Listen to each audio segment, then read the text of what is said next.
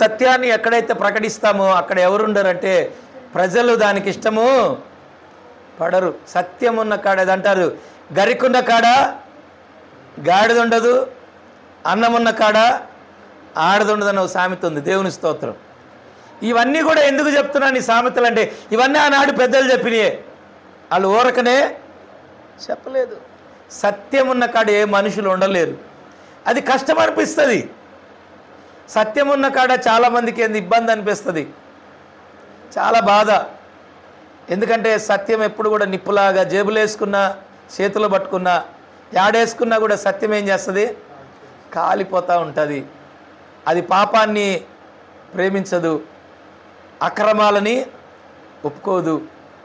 కాబట్టి అందుకనే సత్యానికి ఎవరు కూడా లోబడనే పడరు. ప్రకటన గ్రంథం 2వ అధ్యాయము 2వ వచనం, నీ క్రియలను నీ కష్టమును నీ సహనమును నేను ఎరుగుదును, నీవు దుష్టులను సహింపలేవనియు అపోస్తులు కాకయే తాము అపోస్తులమని చెప్పుకొని వారిని పరీక్షించి వారు అబద్ధీకులని నీవు కనుగొంటివనియు నీవు సహనము కలిగి నా నామము నిమిత్తము భారము భరించి అలయలేదనియు నేను ఎరుగుదును. చాలండి, దేవునికి స్తోత్రం.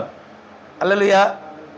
దేవుడు చెప్తున్నాడు, ఆయన ఏమంటున్నాడంటే, నీ క్రియలను నీ కష్టమును నీ సహనమును నేను ఎరుగుదును, నీవు దుష్టులను సహింపలేవనియు అపోస్తులు కాకే తాము అపోస్తులమని చెప్పుకొని వారిని పరీక్షించి వారు అబద్ధీకులని నీవు కనుగొంటివనియు. దేవుని స్తోత్రం. కొన్నిసార్లు కొంతమందిని చూసినప్పుడు మనము వారు నిజమైనటువంటి వ్యక్తులు అబద్ధీకులు మనం గుర్తించవచ్చు. దేవుని స్తోత్రం. హల్లెలూయా. దేవుని వాక్యం కూడా చెప్తుంది, పరీక్షించండి. గుడ్డి గొర్రెల్లాగా మనము వెళ్ళకూడదు, పరీక్షించాలి, కనుగొనాలి. సత్యాన్ని కనుగొనాలి, సత్యానికి లోబడాలి, సత్యాన్ని వెంబడించాలి. సత్యము నిన్ను స్థిరపరుస్తుంది, సత్యము నిన్ను బలపరుస్తుంది. రాబో దినాల్లో ఎప్పటికైనా కూడా సత్యమే నిలబడుతుంది. Praise the Lord.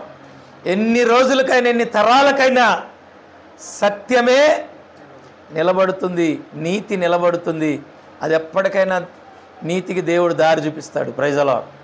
దేవుడు అన్యాయస్తుడు కాదు. ఈరోజు నీకు నచ్చినా నీకు నచ్చకపోయినా, ఎవరికి నచ్చినా నచ్చకపోయినా, ఇష్టమున్నా ఇష్టం లేకపోయినా సత్యమే నిలబడుతుంది. Praise the lord.